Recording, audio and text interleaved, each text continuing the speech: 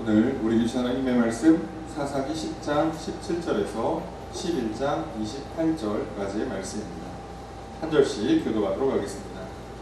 그때 암몬 자손이 모여서 길르앗의 진을 쳤으므로 이스라엘 자손도 모여서 미스바의 진을 치고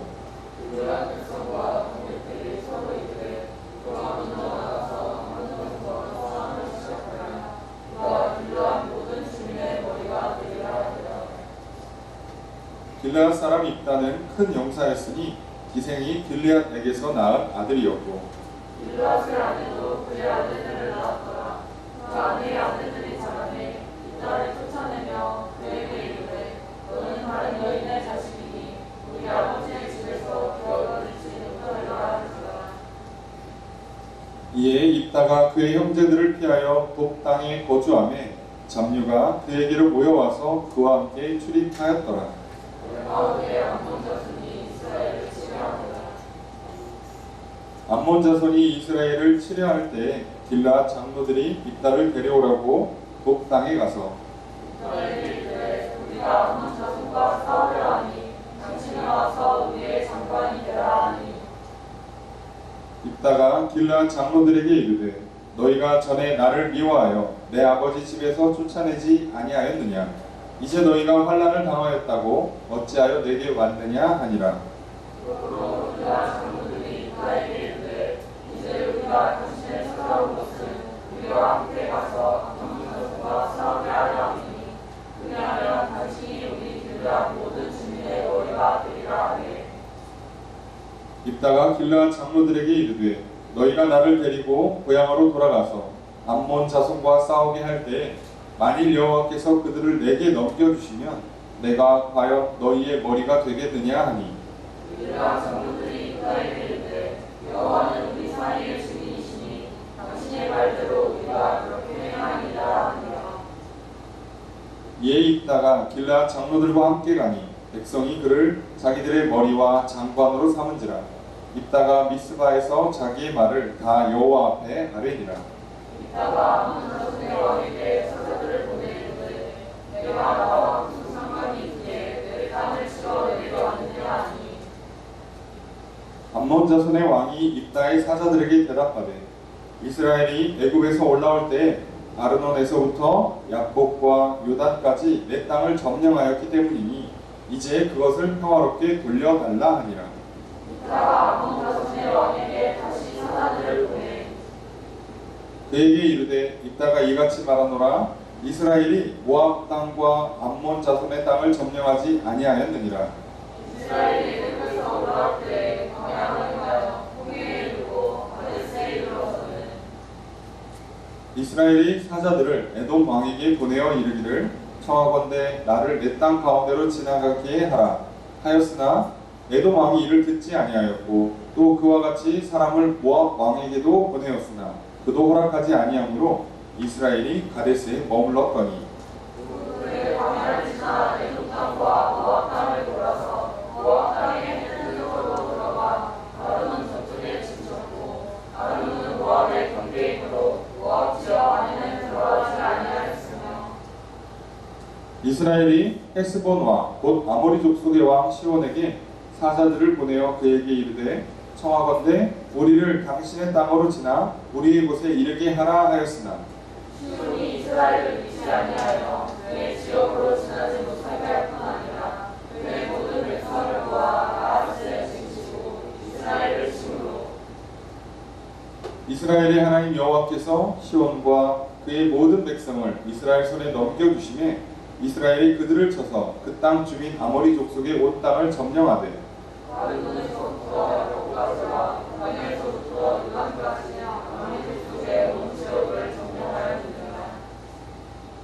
이스라엘의 하나님 여호와께서 이같이 아모리 족속을 자기 백성 이스라엘 앞에서 쫓아내셨거늘 내가 그 땅을 얻고자 한 것이 옳으냐? 내 신 모세가 내게 주어 차지하게 한 것을 내가 차지하지 아니하겠느냐. 우리 하나님 여호와께서 우리 앞에서 어떤 사람이든지 쫓아내시면 그것을 우리가 차지하리라.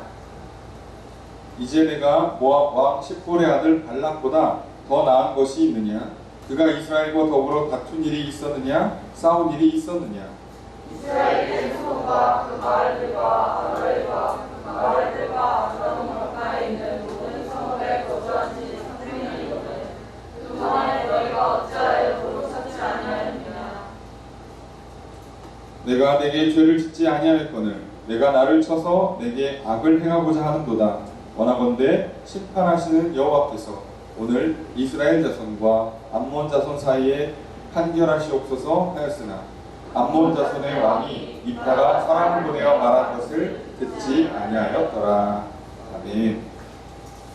자리에 앉으시기 바랍니다. 할렐루야. 거룩한 주일 주님 전에 나와 예배드리시는 성도님들을 주님의 이름으로 환영합니다. 우리 앞에 있는 분들과 사랑의 잘 나누겠습니다. 인사합시다. 사랑합니다. 축복합니다. 이 시간 주 앞에 나와 예배드리시는 성도님들에게 주님의 크신 은혜가 있기를 주의 이름으로 축복합니다. 우리는 주일 날 예배 시간을 통하여서 사사기 말씀을 살펴보고 있습니다. 사사기서에 많은 사사들이 등장합니다. 그리고 그 사사들이 등장하고 또 죽고 나면 또 이스라엘 백성들이 계속해서 악행을 반복하는 일들을 보게 됩니다. 아비멜렉이 죽고 난 뒤에 돌라가 이스라엘의 사사가 되죠. 왕을 경험한 이스라엘은 이제 점점 더 눈에 보이는 지도자, 눈에 보이는 힘, 권력, 돈에 집착하기 시작합니다. 그러면 그럴수록 점점 더 우상숭배는 심해지게 돼 있어요. 그 와중에 사사 돌라가 일어나서 말씀을 가르쳐주고 재판을 통해서 그들의 신앙을 붙잡아줍니다. 그런데 문제가 생겨요. 왜냐하면 역부족이었던 것 같습니다. 성경에는 이스라엘이 평안하였더란 이야기가 기록되지 않습니다. 정작 사사가 등장했음에도 불구하고 평안을 누리지 못하는 지경으로 이제 상황이 나빠집니다. 그런데 돌라 이후에 야일이라는 사사가 또 등장하죠. 그런데 야일은 어떻게 된 게 아들이 30명이고 그 30명의 아들이 다 어린 나귀 하나씩 차를 한 대씩 다 갖고 있었고 작은 성읍을 30개나 갖고 있었어요. 우리를 치면은 건물 하나씩. 그러니까 아들이 30이요, 차가 30대고 건물이 30개 있어서 모여서 그냥 한 지역에 큰 영향력을 발휘하는 일종의 유지로서 살고 있습니다. 사사가 자기 아들들을 그렇게 길렀습니다. 그러니 사사가 왕 노릇을 하고 있으니 이스라엘이 어떻게 되겠습니까? 결국 이 야일이 죽고 난 뒤에 이스라엘 백성들은 정말 대놓고 우상 숭배를 하고 아예 성경은 하나님을 버렸더라라고 되어 있습니다. 하나님을 버리고 우상들을 섬기기 시작하자 하나님께서 참을 수가 없으셨습니다. 진노하십니다. 그래서 18해, 18년 동안 억압과 곤고를 심하게 당하게 하십니다. 이스라엘 백성들이 이제 버티고 버티다 도저히 버틸 수 없는 지경이 이르자 회개를 시작합니다. 잘못했습니다 라고 기도하자 하나님께서 뭘 잘못했다고 그러냐, 니들 신한테 가서 기도해, 이렇게 하나님께서 반응을 보여줍니다. 그러자 이스라엘 백성들이 자신들의 잘못을 인정하고 하나님께서 좋으신 대로 하십시오 라고 벌을 달게 받겠다고까지 하면서 이제는 말로만 기도하고 회개하는 게 아니라 우상을 진짜 깨 부서뜨리고 제단을 파하고 하나님만 섬기기를 시작해요. 진짜 회개가 시작됐어요. 기도뿐이 힘드니까 도와달라고, 잘못했다고 살려달라고 하는 게 아니라, 아이가 매를 맞아서 아프니까 잘못했다고 하는 게 아니라 정말 자신이 잘못한 걸 깨닫고 고치기 시작해요. 그걸 보자 하나님께서 이제 고민하기 시작합니다. 마음이 괴로우세요. 그래서 어떻게 하십니까? 이 문제를 풀어주어야죠. 용서해 주셔야 돼요. 하나님은 고난의 목적이 이들의 잘못을 고치고 이들이 다시 하나님만 섬기는 거룩한 백성으로 살아가라 하셨던 거니까 이들이 제대로 돌아오니 용서하실 수밖에 없었던 거죠.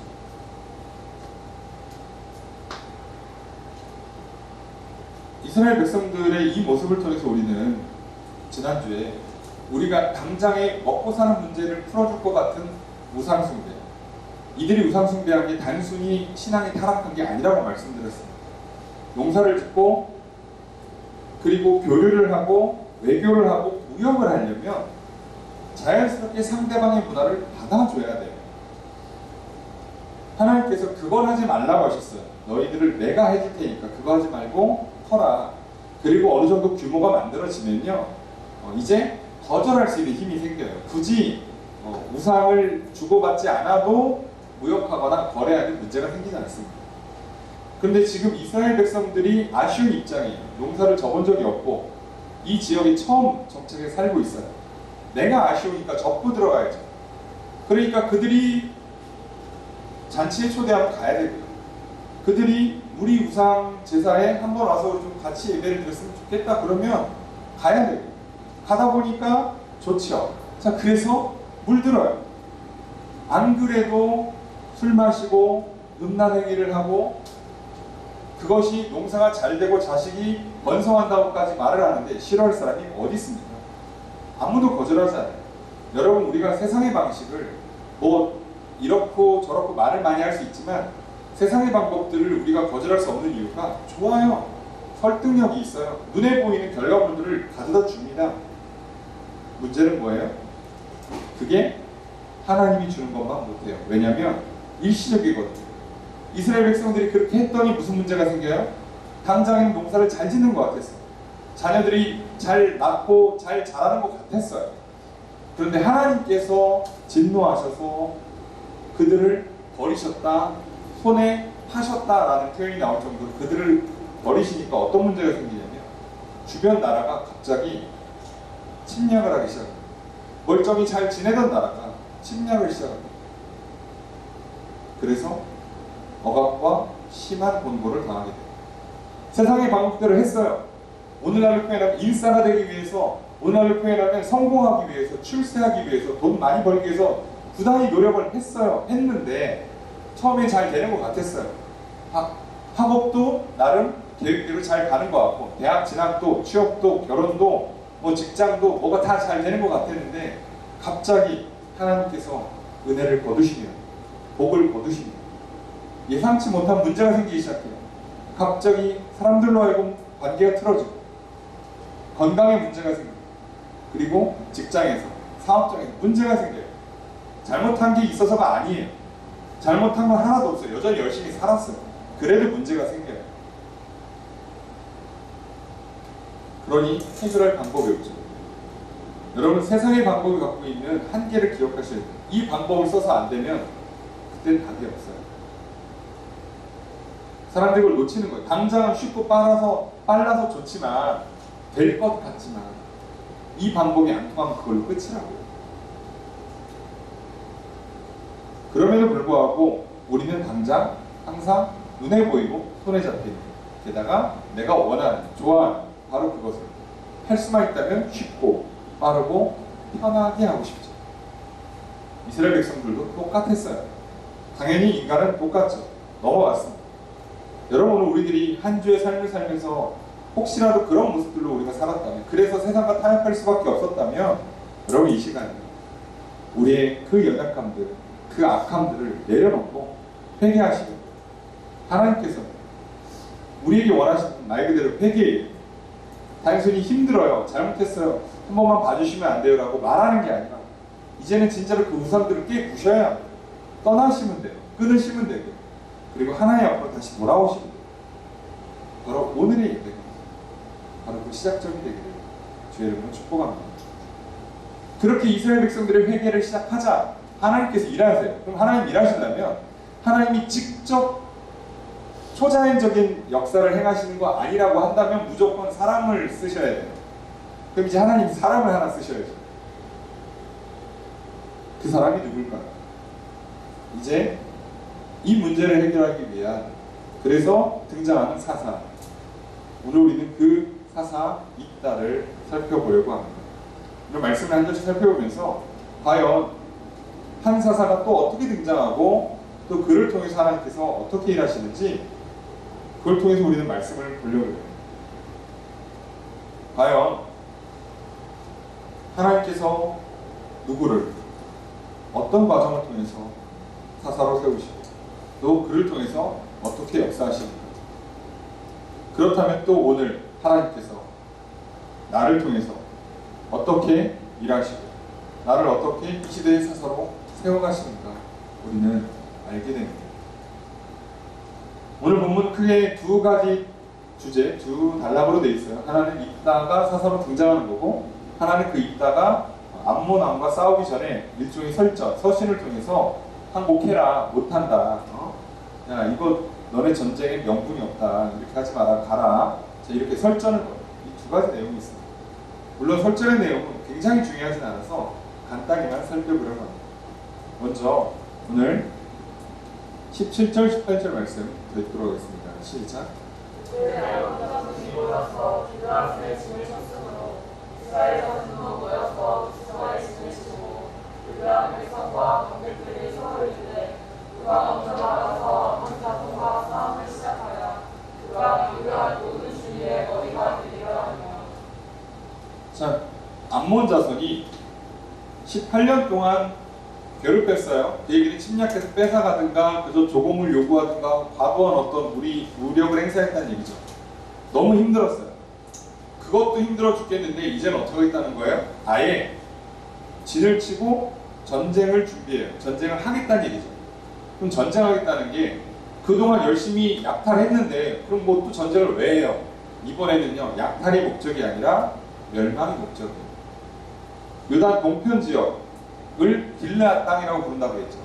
요단 동편에 있는, 우리가 알고 있는 것처럼 므낫세 지파의 반, 그죠? 갓 지파, 이 지파들이 차지하고 있던 그 땅들을 아예 그냥 뺏겠다는 거예요. 그 지역에 살고 있던 지파들은 죽으란 얘기죠. 어디가 살아요? 정착했는데 벌써. 또 어디가 살아요? 본인들도 또 가서 뺏어야 되는데 쉬운 일이 아니죠. 이 문제가 생겼어요. 자, 그러면 어떡합니까? 피할 수 없으니 전쟁을 치르기 위해서 이쪽도 이제 뭐 전쟁 준비를 해요. 서로 마주보고 진을 칩니다. 그래서 그 이스라엘 자손은 미스바 지역에 진을 쳐요. 자, 여기는 요단 동편 미스바입니다. 우리가 익숙한 그 미스바는 아니고요. 요단 동편에도 미스바가 있거든요. 우리가 많이 아는 미스바는 요단 서편에 있는 미스바죠. 그러니까 무튼 지명이 하도 복잡하고 익숙하고 그리고 위치가 명확하지 않아서 헷갈리지만 대충 내용만 보시면 될 것 같아요. 중요한 건 이렇게 마주하고선 당장 이 전쟁을 이끌 왕이 없어요. 왕은 당연히 없죠. 그러면 이 전쟁을 이끌 장수가 있어야 되는데 장수가 없어요. 그래서 이제 길르앗 백성들, 방백들, 그러니까 길르앗에 있는 사람들, 그리고 이제 대표들, 이제 나아가서 장로들까지 좀 뭐랄까 지도력이 있는 사람들, 힘 있는 사람들이 모여서 얘기하는 거예요. 누가 가서 이걸 싸우냐는 거예요. 누가 이 전쟁을 이끄냐는 거죠. 그러면서 이제 결론 내린 게 뭐예요? 자, 이 싸움을 이끄는 사람이 길르앗 모든 주민의 머리가 된다. 왕은 아니더라도 지도자가 된다는 거예요. 이 싸움을 이끄는 사람이 지도자가 되겠다라고 했어요. 자, 그러면 그 중에 한 사람이 나와야 될 거 아니에요. 저요. 제가 이번 전쟁을 이끌고 길르앗 요단 동편 지역의 전체 대표가 되겠습니다. 정확히 말하면 두 지파하고 한 지파의 반, 그리고 땅으로 치면 요단 서편에 뭐 거의 준하는 정부의 꽤나 큰 땅을 갖고 있는 이 지역의 대표가 되겠습니다라고 나서면 되는데 아무도 안 나서요. 아무도 안 나서. 여러분, 위기가 있고 위기에는 영웅을 필요로 합니다.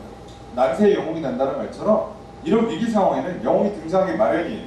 아니, 누군가가 영웅이 되겠다고 나서기 마련이에요. 그런데 아무도 안 나서요. 왜요? 18년 동안 그렇게 당했는데 어떻게 이겨요? 당해보면 알잖아요. 못 이긴다는 거. 이미 뼈저리게 겪고 있어요. 아니, 그들이 약탈할 때도 못 이겼는데 대놓고 전면전을 치르는데 어떻게 이깁니까? 못 이기죠. 그래서 어떡합니까? 이렇게 대표가 되겠다고 모집을 했는데 모집이 안 되니까 장로들이 이제는 사람을 영입하러 가야 돼요. 상황이 여기까지 왔습니다. 모집이 안 돼요. 나서는 사람이 한 명도 없어요. 그럼 어떡합니까? 찾아가서 장수가 되어주시면 안 되겠습니까? 우리의 머리가 되어주시면 안 되겠습니까? 라고 오히려 영입을 하려 가야 돼요. 자, 그 상황이 연출되었습니다. 그리고 바로 그 상황에 부합한 인물이 오늘 우리가 살펴보는 입다입니다. 1절과 2절 말씀 읽겠습니다. 시작. 유다 사람 입다는 한 용사였으니 기생이 유다에게서 나온 아들이었고 유다 사람이고 그의 아들들을 낳았더라. 그가 그의 아들들이 다람에 유다를 쫓아내며 그에게 이르되 너는 다른 여인의 자식이니 우리 아버지의 집에서 기업을 잊지 못하려 하는지라. 자, 길앗 사람 입다가 등장을 해요. 자, 역시 주인공이죠. 사사입니다. 사사가 될 사람이죠. 길앗 사람이 길앗 지역에서 태어난 사람이죠. 자, 그런데 문제가 있어요. 문제는 아니죠. 이 사람이 큰 용사예요. 어려서부터 싸움을 잘했다는 뜻이에요. 이 당시에 용사라고 표현하면 용감한 사람, 싸움을 잘하는 사람, 활을 잘 쏘는 사람, 무기를 잘 다루는 사람을 말해요. 자, 그러니까 이미 입다는 그 지역에서 용맹하기로, 싸움 잘하기로 이름을 떨쳤던 사람이에요. 자, 그런 사람인데 문제가 있어요. 출생에 문제가 있어요. 기생이 길르앗에게서 나왔어요. 길르앗이 자꾸 나오니까 헷갈려하지 마시고, 여기 길르앗은 입다의 아버지 이름이 길르앗이에요. 그러니까 입다의 아버지가 이름이 길르앗이에요. 길르앗 사람 길르앗이에요. 그러니까 이제 계속 나오면 헷갈리시지 마시고, 아니 아버지가 지역 이름을 자기 이름으로 썼어요. 뭐 대단히 특별한 의미는 없지만 최소한 동네 이름을 자기 이름으로 갖다 쓴다는 건 그래도 동네에서 좀 잘 돼 보겠다는 긍정적인 의미를 갖고 있는 거 아니겠습니까? 그렇죠. 그런 의미를 갖고 있어요. 우리도 대전에 있는 빌딩이나 그 건물이나 상가 이름에다가 서울을 붙이잖아요. 그죠? 그래서 대전병원이라고 안 하고 서울병원 이러잖아요. 그러니까 그렇게 하는 이유가 뭐예요? 이미지가 있잖아요. 동네 이름이 갖고 있는 이미지. 길르앗이라는 이름을 갖고 있는 이미지가 있어요. 큰 인물이 되고 싶었나 봐요. 그래서 그랬는지 부인도 있고 첩도 있고 하여간에 그래서 문제는 기생을 통해서 길르앗은 나왔어요. 그러면 이제 길르앗이 기생을 통해서 입다를 낳았는데 입다는 어머니가 지금 애매해지는 거예요. 왜냐하면 이름도 안 나오고 정확하게 설명도 안 해줘요. 기생이라고 하면 대략 크게 추측해 볼 수 있어요. 아예 그걸 업으로 삼고 있는 사람, 성매매를 업으로 삼고 있는 여인일 수도 있고요. 아니면 이제 뭐 우리를 치면은 술이나 음식을 파는 어떤 또 여관 같은 이런 업종을 하는데 경험을 했거나 성매매를, 아니면 신전, 우상을 예배하는 신전에 있는 여사제 또는 여사제 출신이거나 일 수가 있어요. 그러니까 정확히는 알 수 없지만 어찌됐든 입다의 어머니는 신앙적으로 훌륭하다고 볼 수가 없어요. 기본적으로. 그러니까 기본적으로 좋은 신앙의 배경을 갖고 있진 않아요. 출신은 뭐 말할 것도 없고요. 신앙적인 배경이 없어요. 게다가 이렇게 살았으니 길르앗도 신앙이 좋다고 볼 수가 없죠. 아니, 우리가 알고 있는 것처럼 길르앗 지역, 요단 동편 지역에 있는 사람들은 대놓고 우상 숭배를 무려 18년간 했어요. 이제 일부 사람들이 회개하고 그저 산다 함께 부시고 하나님 예배하기를 회복한 거지 전부 다 회복한 건 아니에요. 그러니까 무려 18년 이전부터 하면 꽤나 오랜 시간 동안에 우상 숭배에 물들어있던 사람들이죠. 그런 동네에서 심지어 출신 성분까지 안 좋게 태어났어요. 참 어떻게 보면 안타까운 재능이죠. 큰 용사라는, 싸움을 잘한다는 건 이 당시에 굉장히 귀한 재능이에요. 오늘날로 치면 공부 잘하는 거랑 똑같아요. 그런데도 불구하고 쓸 수가 없어요. 왜요? 출신이 또는 성장 배경이 너무 안 좋아요. 그런데 게다가 문제가 더 심각해요. 길르앗은 당연히 기생을 통해서 아들 입다를 낳았을 뿐만 아니라 자기 아내를 통해서 아들들을 낳아요. 그러니까 그 아들들이 자라가지고 여기서 자랐다는 얘기는 그래도 최소한 13세 이상 성인이 됐다는 얘기죠. 그들이 되고 나서 입다를 쫓아내요. 입다를 쫓아내는데 쫓아내는 이유가 뭐냐면 너는 다른 여인의 자식이니, 어머니가 다르다는 얘기죠. 우리 아버지의 집에서 기업을 잊지 못할 것이다. 기업을 얻지 못한대요. 그러니까 너한테 유산 상속 못하겠다는 거예요. 엄마가 다르니까.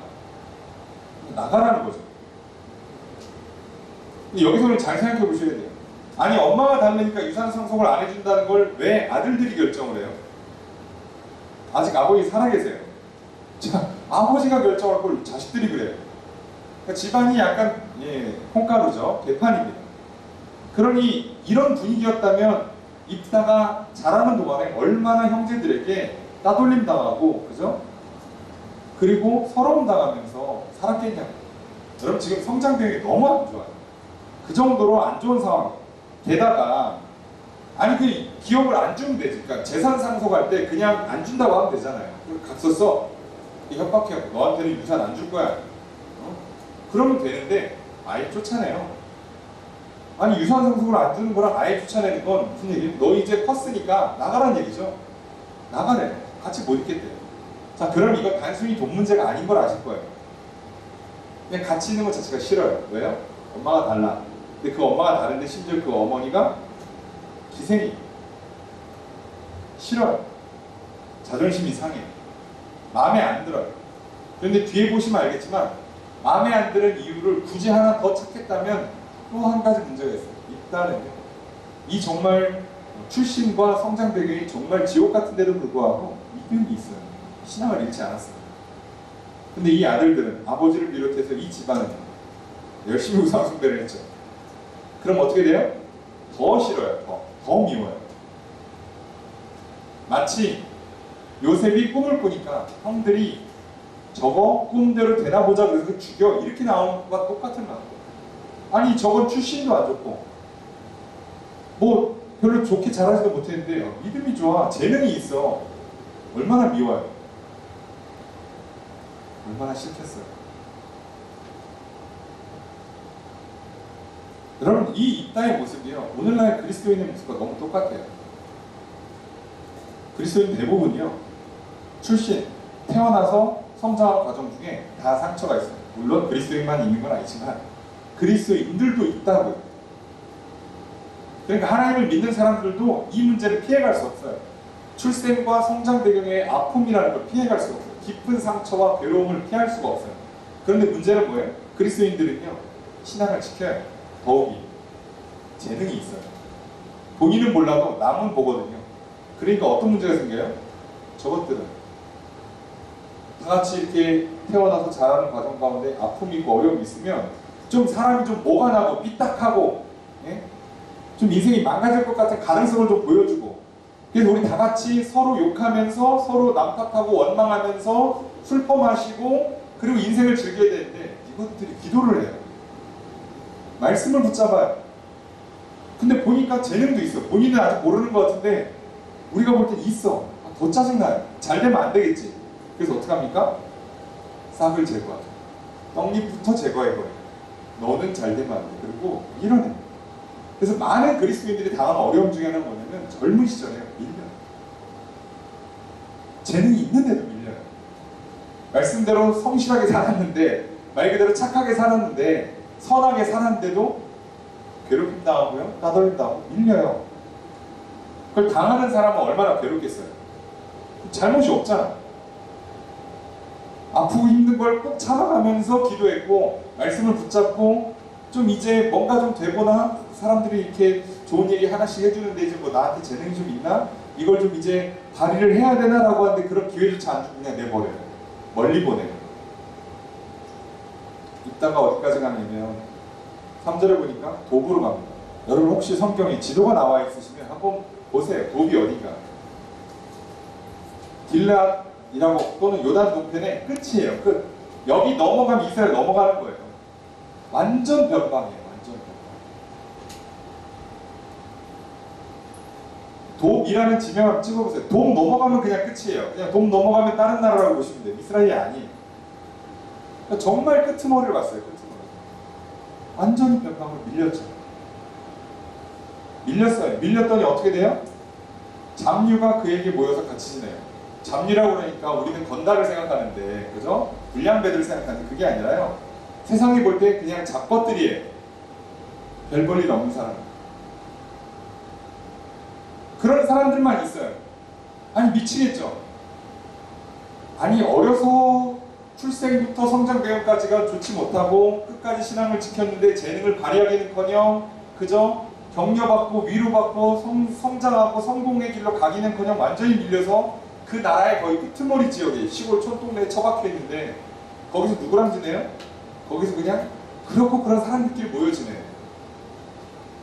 이 모습이 마치 우리의 모습과 같아서 아니 그냥 제가 그렇다고요. 마음이 그래요. 이거 볼 때마다 아 나도 성장할 때 조금 더 좋은 환경에서 태어났습니다. 더 좋은 동네에서 뭐 이렇게 표현하면 뭐하지만 금수저 물고 좋은 시대를 만나서 태어나고 뭔가 내 안에 있는 재능들이 막 폭발할 수 있는 그런 어떤 계기와 기회들을 막 만나가지고 뭐 인생이 막 쫙쫙쫙 펼쳐져 그랬으면 내가 하나 더 잘 믿었을 텐데 지금쯤이면 벌써 막 하나님 나라에 정말 큰일 하면서 훌륭한 인생으로 살았을 텐데 라는 마음이 들죠. 근데 그러기는커녕 뭐예요?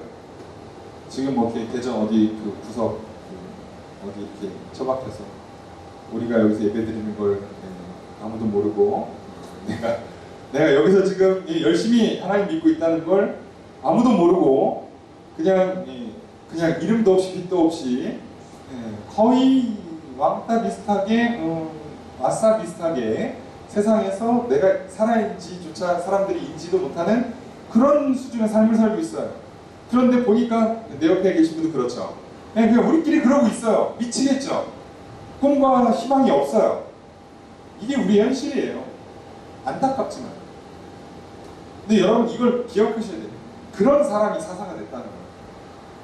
오늘 이게 우리한테 굉장히 중요한 메시지를 줘요. 여러분 입다 이야기가 길게 써 있어요. 여러분 성경에 보면 길게 써 있는 사람들 있죠. 특히나 보면 사사기에서 길게 쓰인 사람이 기드온 그리고 입다 그리고 삼손이에요. 근데 의미가 있는 사람들인데 주로 나쁜 이에요. 기드온이나 삼손은 주로 나쁜 이고요. 그나마 입다가 조금 안타까운 괜찮았는데 살짝 아쉬움이 있는 정도예요. 그런 입다는 우리에게 굉장히 중요한 메시지를 줘요. 그럼 생각해보세요. 입다가 저 변방까지 밀려서 사는데 그러면 이거를 가족끼리 결정합니까? 아니 가족도 아니야. 형제들끼리 결정한다는 게 말이 돼요? 아니죠. 그럼 무슨 얘기예요? 써있진 않지만 아버지가 동의했다는 뜻이에요. 아버지가 동의한다고 막 쫓겨납니까? 이 시대가 무슨 구석기 시대 마냥 그냥 이렇게 으쌰으쌰 막 그냥 알아서 막 가는 그런 시대가 아니잖아요. 이미 12지파가 있고 하나님의 말씀에 율법이라는 게 있어요. 법이 있는 시대예요. 법이 있는 사회고요. 그것들을 치르는 제사장들이 있는 시대예요. 그러면 입다가 억울하면 재판을 걸면 돼요. 근데도 쫓겨났겠죠. 그러니까 갔잖아 도구로. 그럼 무슨 얘기예요? 이 지역에 있는 모든 사람들이 다 한편이 돼서 입다를 보냈다는 얘기예요. 이 지역의 장로들도 이 지역에 재판을 치러야 되는 모든 사람들 하여간에 뭔가 힘이 있고 능력이 있는 그래서 내 편이 되어졌으면 하는 그 사람이 전부 다 나를 안 도와줬다는 얘기예요. 우리가 살다 보면 그럴 때가 있어요. 부모도 선생님도 친구도 또는 뭐 사회의 어떤 시스템조차도 전부 다 나를 도와주죠. 그래서 나는 밀리고 밀려요. 밀리고 밀리다 보니까 그냥 인생이 이러다 말 것 같아요. 이렇게 살다가 그냥 끝나지 않겠나 싶어요. 아니 앞이 캄캄해요. 꿈과 희망을 가질 수가 없어요. 여기서 뭘 해 여기서. 아니 구약이라는 율법이 있는데도 여기까지 왔잖아요. 그럼 뭘로 올라가요? 뭘로 이 억울함을 풀고 이 상황을 타개해요? 나의 그 큰 용사라는 재능은 어디서 발휘해요? 이 시골 땅에서 뭐해? 그냥 장류들끼리 그런 사람들끼리 그냥 가난하고 상처받고 세상에서 밀린 사람들끼리 모여가지고 그냥 있어요. 그게 끝이에요. 물론 입다가 여전히 신앙을 잃지 않았다는 얘기고 입다의 인격이 나쁘지 않았다는 증거이긴 하지만 그러면 뭐하냐고 시골에서 저 구석 변방에서 뭐 할 거냐고요. 법도 내 편이 아니고 사람도 내 편이 아니고 재능을 발휘할 기회는 아무것도 없고 내가 있는지도 이제 몰라요. 사람들이 그렇게 살고 있어요. 그런데 중요한 거예요. 이 시기에 이러고 있는 시기에 이제 암몬이 이스라엘 치려고 하는 시기와 만나요. 타이밍. 만나니까 무슨 문제가 생기는가? 5절과 6절 말씀 읽겠습니다. 시작. 아몬이 이스라엘을 치려할 때 길르앗 장로들이 이달을 데려오려고 요르단에 가서 이달에게 이르되 우리가 암몬 자손과 싸우려 하니 당신은 가서 우리의 장관이 되라. 자, 아까 말씀드린 것처럼 길르앗 장로들이 장수를 모집했는데 왕까지는 아니더라도 머리가 될 사람을 모집했는데 아무도 안 와요. 그러니까 어떻게 해요? 이제 영입을 하러 찾으러 갔죠. 근데 누구를 찾으러 가요? 입다를 찾으러 가요. 이상하죠. 그동안 이 사람들이 입다랑 연락을 주고받았을 리가 없죠. 시간이 뭐 이게 뭐 한두 달 지난 일이 아니라 적어도 몇 년 이상 흘렀을 일이란 말이에요. 그런데 입다를 데리려고 돕다까지 가요. 이 얘기는 장로들 중에 한 명이든 장로들이든 간에 이들이 입다가 떠올랐다는 얘기예요. 갑자기 뜬금없이 입다가 그때 우리가 이렇게 저렇게 해서 쫓아냈던 그 길르앗의 아들 입다가 걔가 싸움을 좀 잘했지? 걔가 그 리더십이 좀 있었지? 걔가 장수가 되면 잘하겠지? 라고 떠올랐다는 얘기예요. 갑자기. 여러분 이게 하나님이 일하시는 방법이에요. 분명히 그때는 나를 버렸던 사람들이에요. 그때는 나를 미워했던 사람들이고 내 재능을 짓밟았던 사람들인데 때가 되면 그들이 기억을 하고 찾아와요. 그래서 나를 다시 세워줘요. 한 방에 장관이 돼요. 머리가 돼요.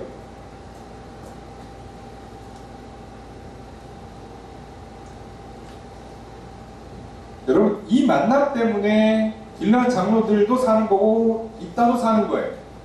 요단 동편 지역이 암몬으로부터 구원받는 거죠. 이 한 사람을 등용했기 때문에. 그럼 생각해보세요. 아니 장로들이 여러 후보들이 있었을 거 아니냐고요. 그럼에도 불구하고 왜 입다일까요? 왜 입다? 그럼 뭐예요?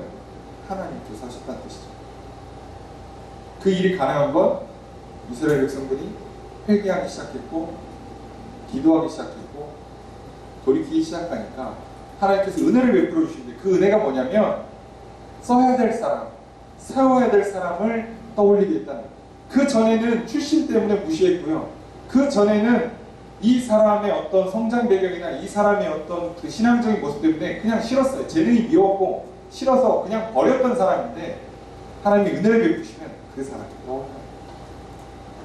그 사람 이어야 돼요.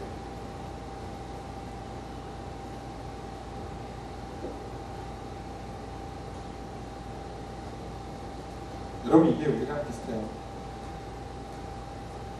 우리가 태어날 때부터 여러 가지 뭐 어려움이나 아픔이 있겠죠.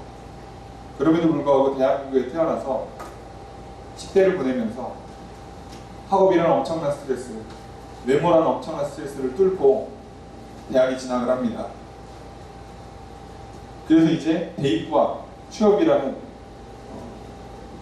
또 나아가 결혼이라는 두 번째 관문을 향해 엄청난 스트레스를 받고 또 살아가요. 그 과도한 스트레스, 전 세계 거의 탑 클래스라고 할 수 있는 이 스트레스와 싸워가면서 부단히 애를 썼어요. 신앙을 지키기 위해서, 주의를 빼지 않기 위해서, 말씀을 떠나지 않기 위해서. 남들 다 타협하고 포기할 때 지켰어요. 그랬더니 어떻게 돼요? 잘 되기는커녕 도리어 왕따당하고 도리어 뒤처지는 일이 생겨요.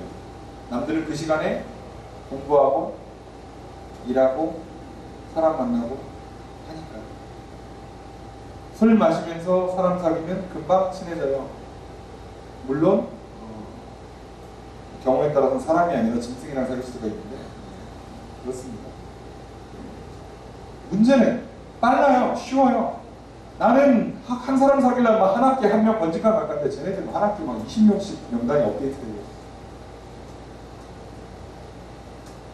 회사 가서 회식 자리 가서 그죠? 축복성 불러주고 그래보세요. 분위기가 어떻게 되는지. 술 안 마시고 술잔 줬는데 막 사장님이 부장님 술잔 줬는데 안 받고 뭐 그래 보세요. 그랬는데 회사 가서 학교 가서 아침에 성책 펴놓고 기도해 보세요. 더 미워요. 더 미워요.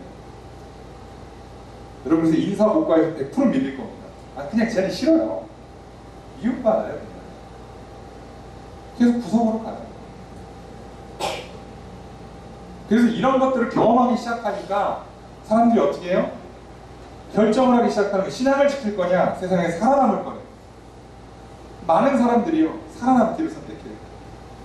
그래서 안타깝게도 대학을 진학해서 대학교 4학년 졸업할 때까지 신앙을 지키는 비율이 20%밖에 안 나온다는 통계가 있어요. 열의 여덟이 타협을 해요. 살아야 되거든. 나 취업해야 되거든. 나 친구도 사귀고 싶고 취업도 하고 싶고 연애도 하고 싶고 결혼도 하고 싶은데 말씀대로 살았다면 안 될 것 같아. 아니 안 되는 게 경험이 됐어요. 더 이상 못하겠지. 포기합니다. 그렇게 치면 지금 입다의 성장 배경과 우리와 뭐가 달라요? 다 똑같아요. 우리 인생이라는 게 다 이래. 똑같은데 문제는 입다가 신앙을 지켰더니 어떤 일이 일어났냐는 거예요. 결국 구석에 밀려서 그냥 그러다 끝날 것 같은 인생이었는데 결국 어떻게 됐어요? 위기의 순간이 찾아오자 사람들이 기억해요. 나를 세우고 나를 높여줘요. 위기가 해결돼요? 나도 살아요. 그들도 살아요. 하나님은 하나님의 사람 이렇게 쓰세요. 하나님의 사람, 하나님이 쓰시는 사람은 믿음의 사람, 하나님을 믿는 사람, 말씀을 따르는 사람이죠. 그 사람들 귀해요. 절대 버리지 않습니다. 하나님의 손과 발이 되어 주어야 하기 때문에요. 하나님은 하나님의 사람, 믿음의 사람을 절대로 버리지 않아요. 뒤처지고 망가지게 냅두는 게 아니에요. 그것이 세상의 관점에서 뒤처져 보이고 망가지는 것처럼 보이지만 결국 다시 살리기 위한 일종의 고난이고 시련이고 훈련일 뿐이에요. 타이밍을 맞추기 위해서 시간을 조절할 뿐이에요. 그리고 하나님이 부르시면 그때 멋지게 기상을 하는 거죠. 여러분 그러니까 걱정하지 마십시오. 신앙의 우선순위를 두면요 세상에서 뒤처지는 건 예나 지금이나 동일한 일이에요. 그러나 결국 하나님의 백성이 승리하는 것도 예나 지금이나 동일한 것. 하나님이 살아계시는 이 일은 변하지 않을 것입니다. 우리는 이 땅에 살면서 단순히 죄와 죽음에서의 승리만 얻고 사는 게 아니라 이 세상에서의 삶에도 승리를 하는 겁니다. 세상 사람들이 좀 싫어한다 할지라도 세상에서 좀 뒤처지는 것 같아도 자꾸 뭘 해도 느리고 더디고 가는 곳마다 좁고 힘들어도 흔들리지 마십시오. 하나님 우리를 잊지 않으시면 결국 사용하십니다. 쓰세요. 그 증거가 있다죠. 근데 그럼 있다만 있냐? 아니에요. 성경을 보세요. 이렇게 잊혀지고 뒤쳐졌다가 쓰임받는 사람이 성경에 있어요. 가장 우리가 구약에서 찾으면 가장 대표적인 사람이 요셉이죠. 감옥에 갔어요. 떡 맡은 거는 술 맡은 거는 꿈을 해몽해줬어요. 그 꿈 해몽대로 됐어요. 꿈을 해몽하는 재능이 있다고요. 게다가 성실해요. 말씀대로 살아요. 근데 인생을 어떻게 해요? 형제들한테 미움받아서 구덩이에 갇혔다가 팔려서 종살이 하다가 팔려서 옥살이를 해요. 세상에 잘못한 게 없어요. 열심히 산 죄밖에 없다니까. 근데 인생이 자꾸 바닥으로 내려가요. 자꾸 끝없이 내려가요. 미치겠죠. 근데 거기서 요셉이 살겠다고 탈옥을 하거나 아니면 살겠다고 보디발의 아내랑 붙거나 간수장이랑 어떻게 뭘 하거나 하지 않아요. 끝까지 말씀대로 살아요. 어떻게 하나님 앞에 죄를 짓냐 그러고 거절해요. 그랬더니 어떻게 돼요? 감옥에 있죠. 끝이에요. 사실 노예로 팔려왔다 감옥에 갔는데 어떻게 살아나요? 어떻게 올라옵니까? 희망이 없죠. 그래서 어떻게 보면 마지막 본인이 할 수 있는 최선이 뭐예요? 꿈을 해몽해주면서 혹시 복귀하시면 제가 억울하게 감옥에 갔다는 걸 기억하시고 제가 딴 건 몰라도 좀 감옥에서만 나올 수 있게 좀 한번 좀 해주세요. 근데 잊었죠. 3년을 잊고 지냈죠. 여러분 3년이 짧은 시간이 아니에요. 그것도 감옥에서 3년입니다. 그랬는데 때가 되니까 바로의 왕이 심각한 악몽을 꾸고 괴로워할 때 그 복직한 술 맡은 관원장이 생각이 나죠. 요셉. 그리고 그 한 방에 애굽의 총리가 됩니다. 하나님께서 애굽의 총리로 세우시는 방법이에요. 요셉을.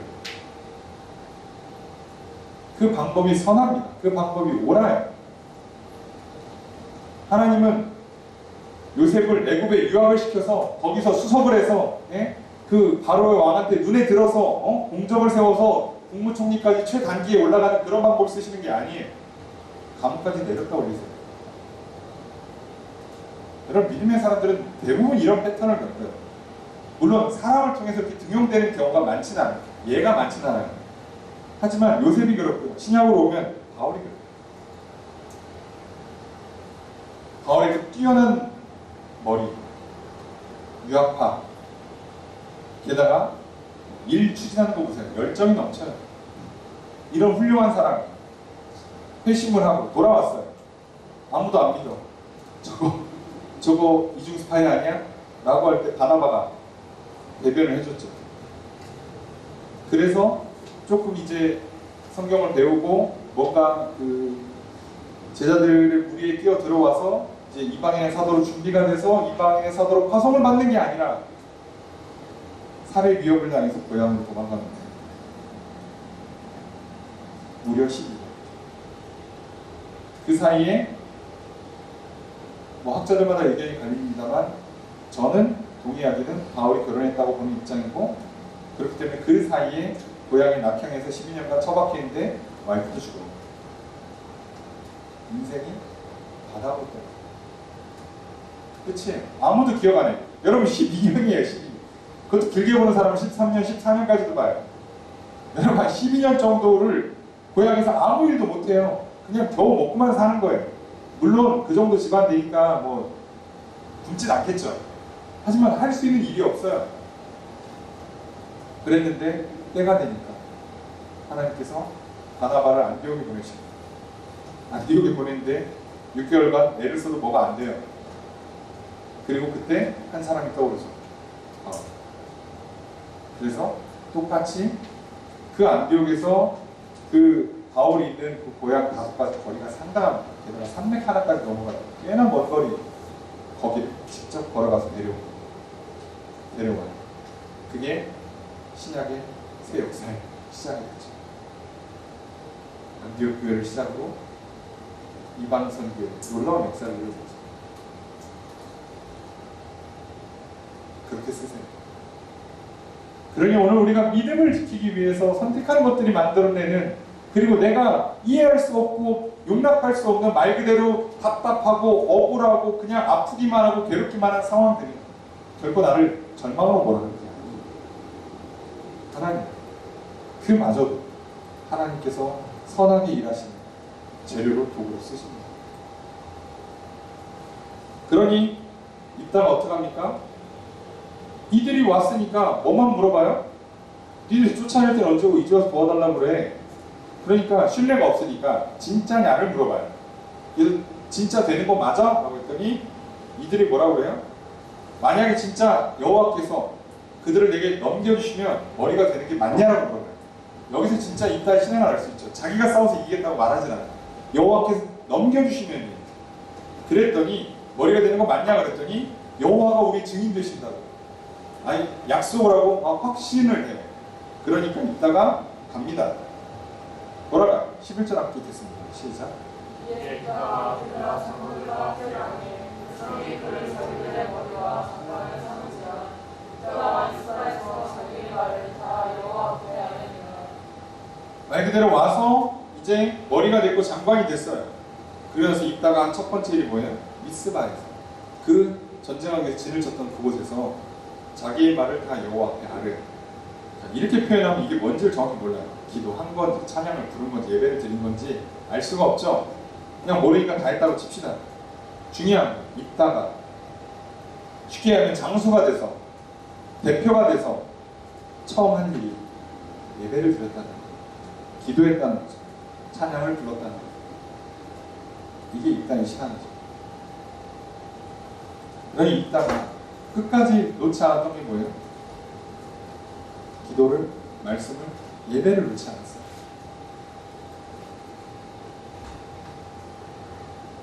그리고 그 사람이 이 말 그대로 세상을 뒤집는 대역전에 그리고 나라와 민족의 위기를 건져내는 이 사사의 구원의 역사를 이뤄내는 사람으로 우뚝 서는 겁니다. 그리고 나서 이제 어떡합니까? 이제 편지를 보내 설전을 해요. 이 내용은 어렵게 볼 게 없어요. 단순해요. 입다가 뭐라고 보내? 12절을 보니까 무슨 상관인데 내 땅을 치러 왜 왔냐라고 물어봐죠. 내 땅인데 왜 왔어? 라고 하니까 13절에 암몬 자손의 왕이 뭐라고 그러냐면 자 이거 원래 우리 땅인데 니들이 애굽에서 출애굽한 다음에 점령했으니까 돌려달라는 거예요. 평화롭게 돌려달라. 자 라고 얘기해요. 그냥 내놓으라는 얘기죠. 자 너네가 뺏은 거 아니냐? 그러니까 돌려줘 라고 얘기를 하는 거예요. 자 그랬더니 이따가 다시 편지를 보내요. 그 내용이 뒤에 나오는데 자 이게 무슨 내용이냐면 15절을 보니까 이스라엘이 모압이나 암몬 자손 땅을 점령한 게 아니라는 거예요. 우리는 그 땅 점령한 적이 없다예요. 자 우리가 올라올 때 홍해 가르고 그 가데스에 도착해서 원래 지나가려고 그냥 우리 건너가게 해주세요. 우린 요단강 지나서 요단강 서편 지역이 하나님 우리한테 주는 땅이니까 동편 땅에 관심 없습니다. 여기 지나가게 허락해 주세요. 그랬는데 허락을 안 해줬어요. 근데 안 해주니까 어떡합니까? 안 해주니까 밑에서 이렇게 올라가면 쉬운데 안 해주니까 돌았단 말이에요. 크게 이렇게 돌았는데 돌아서 이제 그 다음에 어디로 가요? 도로니까 여기 헤스본 아모리 족속의 왕 있는 지역에 가서 거기서 또 요청하는 거죠. 밑에서 안 된다 그러니까 이렇게 돌아서 위쪽에다가 우리 지나갈 테니까 좀 열어주세요. 그랬더니 여기도 안 된대요. 자 근데 여기는 안 된다고만 한 게 아니라 여기서 무슨 짓을 했냐면 안 된다고 그러니까 경계도 안 넘어갔어. 그리고 여기서 그냥 어떻게 기다려야지. 하나님 뭐 어떻게 합니까? 다 안 된다는데 어떻게 여기 넘어갑니까? 기다리고 있는데 저쪽 아모리 족속에서 먼저 전쟁을 일으킨 거예요. 전쟁을 일으켰어요. 그 전쟁 어떻게 해요? 이겼죠. 자 이기니까 어떻게 해요? 내 땅이죠. 그래서 전쟁을 이기면서 차지한 지역이 지금이 이 지역이에요. 그러니까 본인들은 그 우리 땅이라고 그러고 우리 조상의 땅이라고 그러지만 이스라엘 입장에서는 이 암몬 지역의 땅을 뺏은 게 아니라 원래 그 아모리 족속 땅을 뺏어서 차지한 땅이라서 우린 미네랄 상관이 없고 뺏은 적도 없고 그리고 우리가 전쟁을 일으킨 것도 아니고 전쟁을 벌렸는데 이겨서 주고 그래 입장 바꿔 생각해봐 라고 하면서 하는 말이 뭐냐면 자 여호와께서 우리에게 주시면 우리가 그걸 차지하지 당연한 거 아니냐? 니네도 니네 왕이 니네 신이 주면 안 차지하겠냐는 거예요. 그 얘기를 하죠. 그러면서 뭐라고 그래요? 너네가 이걸 왜 300년 지나서 따지냐는 거죠. 니네 시비 걸지 마. 말도 안 되는 거 알지? 하지 마. 여기서 입다의 모습을 알 수 있어요. 자, 기본기가 튼튼합니다. 이스라엘 역사, 정치, 외교, 기본을 다 알고 있어요. 여러분, 준비된 장소예요. 예? 재능이 너무 아깝죠. 시골에 썼기에. 예, 당연하죠. 하나님도 아깝죠. 그렇게 쓰시죠. 걱정하지 마세요. 하나님 여러분의 믿음 때문에도 쓰고요. 여러분의 심겨놓은 재능이 아까워서라도 본인이 직접 넣어놓으신 그 재능 때문에라도 쓰세요. 우리가 할 일이 있다면 끝까지 믿음을 지킵니다. 그래서 생각해보세요. 정치 외교적인 것도 정확하게 표현해주고요. 신앙 개념. 아니 신이 허락해준 전쟁에 이겨서 차지한 땅이 뭐가 문제냐라고 신앙적으로도 문제없다는 거예요. 너네 신앙 똑같지 않아요? 그렇게 했더니 어떻게 해요? 28절에 암몬 자손의 왕이 이따가 사람 보내어 말한 것을 듣지 않더라. 자, 몰라. 안 들을 거야. 에이, 넌 그게 문제야. 싸우자. 이렇게 그냥 더 이상 대화를 단절하는 거죠. 말싸움에서 졌어요. 말싸움에서 지면 진짜 싸움에서도 져요. 여러분 입다의 신앙, 입다의 그 실력을 한번 보세요. 여러분 그러니 오늘 우리는 딴 거 기억하고 다른 거 기억할 거 없이 딱 두 가지만 기억하세요. 우리가 이 세상에서 출신이든 성장 배경이든 시대와 상황과 환경이든 그것 때문에 아픔 당하고 상처받고 괴로움 당하고 내 재능이 짓밟히고 꽃을 피우지 못하고 변방으로 밀리고 뒤처지고 인생이 그냥 끝날 것 같고 앞이 캄캄한 것처럼 보일지라도 한 가지만 기억하세요. 하나님께서 딱 두 가지만 요구하십니다. 우리의 믿음 그리고 최소한 기본적인 실력. 대단한 실력도 요구하지 않으세요. 최소한 내가 신앙을 고백할 수 있는 내가 전쟁을 치를 수 있는, 이 사람과 전쟁을 하기 전에 외교적으로 풀 수 있는 최소한의 실력만 갖고 있으면 돼요. 어차피 말해봐야 듣지도 않으니까 엄청난 말의 실력이 필요하진 않아요. 말할 수 있는 기본이 있어야 돼요. 여러분, 우리에게 여러분 힘들고 어려울지라도 세상이 나를 못 알아준다 할지라도 상처받았다 괜히 비틀어지지 마시고, 여러분의 건강을 지키는 기본의 실력, 여러분이 맡겨진 업무를 수행할 수 있는 기본적인 실력을 놓치지 마십시오. 그리고 끝까지 예배하기를, 기도하기를, 말씀 보기를 놓치지 마십시오. 하나님 그 믿음의 사람을 쓰셔서 또 구원의 역사를 이루십니다. 오늘 그 입다의 등장이 우리에게 주는 또 새로운 복음이고 새로운 희망 아니겠습니까? 오늘 우리가 이 세상에서 무엇으로 살아남습니까? 오늘 우리가 이 세상을 어떻게 살아갑니까? 우리에게는 하나님밖에 없습니다. 그렇다면 우리가 그 신앙을 끝까지 붙잡으십시오. 요셉이 그러했고 바울도 그러했습니다. 이제 우리가 그러할 차례입니다. 하나님께서 믿음의 사람들을 통해서 일하십니다. 비록 상처와 아픔이 있다 할지라도, 재능을 못 치고 뒤처진다 할지라도 하나님께서 믿음의 사람을 쓰십니다. 하나님은 재능의 사람을 쓰는 게 아니라 믿음의 사람을 쓰십니다. 그 믿음의 사람으로 살아남으십시오. 그럼 하나님께서 나를 부르시고 사용하실 것입니다. 그래서 나도 구원받고 나를 통해 또 누군가를 구원하는 이 시대의 사사가 될 것입니다. 그 귀하게 또 부름받고 또 쓰임받는 그때까지 또 인내하시기를, 그리고 귀하게 부름받고 쓰임받아 승리하는 또 놀라운 복을 받아들이는 인생 되시기를 주의 이름으로 축복합니다. 특별히 코로나 때문에 더더욱 쉽지 않은 이 시대, 또 젊은이들에게 더더욱 절망할 수밖에 없는 모든 악조건들이 다 갖춘 이 시대를 살아가는 우리 모두가 오늘 똑같이 입다와 같은 상황을 잊지 마시고 절대로 낙심하거나 절망하지 마시고 오늘 이 말씀 향해 가십시오. 입다와 같이 나아가십시오. 우리는 또 이 시대의 사사가 될 것입니다. 그렇게 살아가시면 또 그 삶을 시작하는 새로운 한 주가 되기를 주의 이름으로 축복합니다.